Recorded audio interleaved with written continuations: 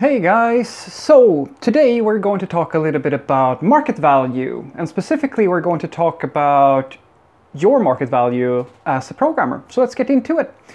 So something that I think that we need to kind of address here is what I like to call a mental mistake a lot of people make when I talk about market value, because I've made a few videos where I try to explain to you what I mean by market value and the sorts of things that you should consider if you want to have a long-term career in software development.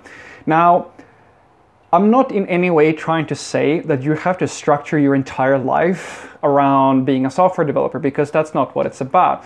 But what you should be aware of when it comes to software development is that this is a moving, growing, evolving, shifting ecosystem of technologies. It's a profession that requires you to be relevant, if you will. It's not the sort of profession, like being a programmer, guys, is not like working at an average job where you learn a skill set and over time you simply hone that skill set, that exact skill set, and then you just stick with it.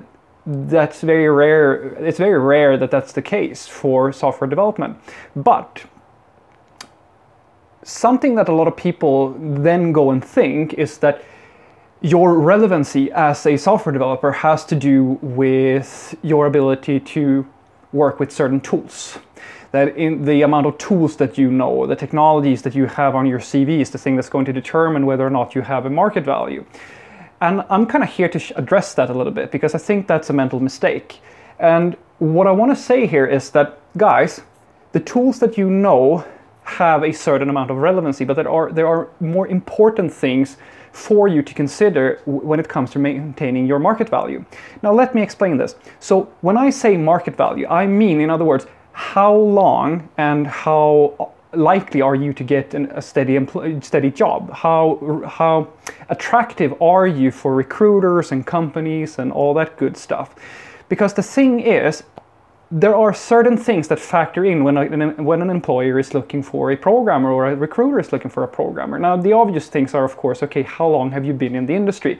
I mean, if you are in between the ages of 25 to 45, that's the age sweet spot, for example. That's something that is going to make you fairly relevant. And if you know the exact tools, of course, of whatever they're looking for, you know, that's also going to be highly valued. But it's not as important as you may think. Let me just explain that. So, to give you an example, when I started working at my current job, I had never in my life ever worked with Scala. Never, ever. I've done Java programming and I have done JavaScript programming for quite a while, but I had never worked in Scala. In fact, in my job interview, I performed so shittily that it was probably the worst experience, like job interview of my life. It was painful to sit and live code in a language where I basically didn't even know the syntax, but I still got the job. Why?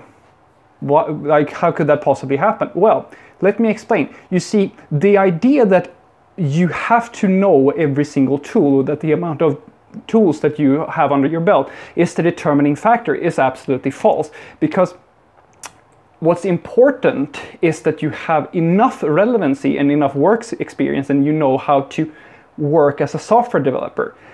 That is more important than the actual tool, because if in my scenario, my expertise in JavaScript and Java and so forth made the company that I work for kind of have this consideration. Okay, he doesn't know the exact thing that we are looking for here, but he knows all the other things that we are using, because usually they're not, you know, a company uses many different technologies. There's a lot of stuff going on, and if you know 3 out of 5, that's still going to make you fairly relevant.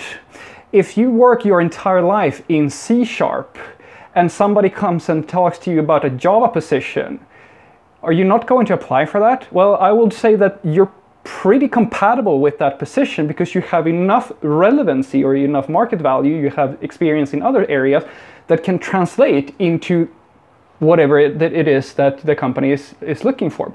So just because you know a bunch of tools, does actually not necessarily mean that that's the best thing for you. What I will argue, and this is me, of course, sticking my neck out a little bit, but I will make the argument that it's more important for you to have a good understanding of the industry and how to write good software.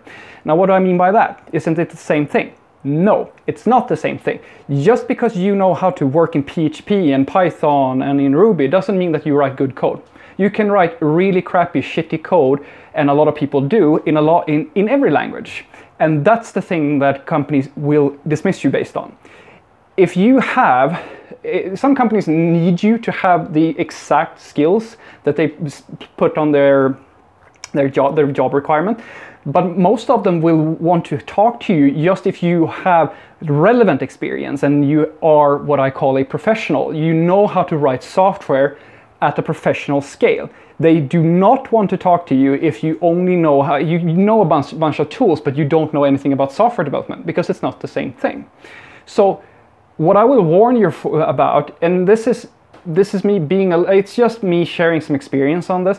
There are what I call beginner languages. These are languages that have a very low threshold, that will teach you how to write code very quickly.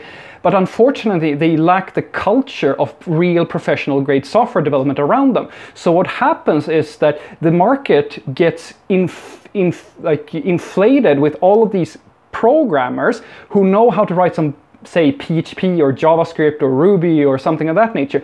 But these are not professionals. They haven't learned real software development. And that means that there's a bunch of problems that are associated with that. But that's where you find yourself in a position where you may or may not actually lose your market value, because it doesn't matter that you know how to write software unless you know how to write it well. A person who is really productive and really good in one language and has a lot of experience from software development, knows knows the practices of the industry, knows the considerations, has run big systems and all that stuff. It's very easy to train such a person and make them productive in a new language, because learning a new language is very cheap. It takes almost no time in comparison to teaching a person basically how the entire way of working in the industry works. That's a much bigger challenge, and that's the thing most companies want you to acquire through work experience. So that's why I tell you that when it comes to market value, it's more important for you to have what I like to call, to have the right job, the right position, and the right working environment than it is for you to learn every tool. That's much more important. So what I want you to take away from this is that your market value, in other words, the thing that is going to keep you employed long-term as a software developer, is not measured by the amount of tools you know.